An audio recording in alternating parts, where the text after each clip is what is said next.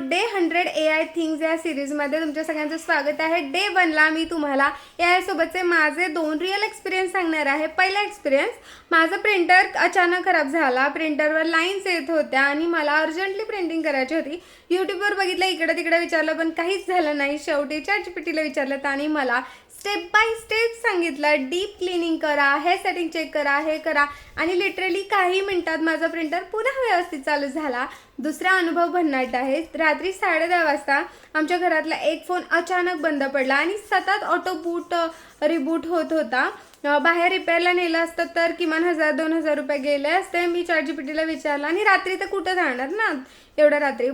ChatGPTला विचारलं what to do.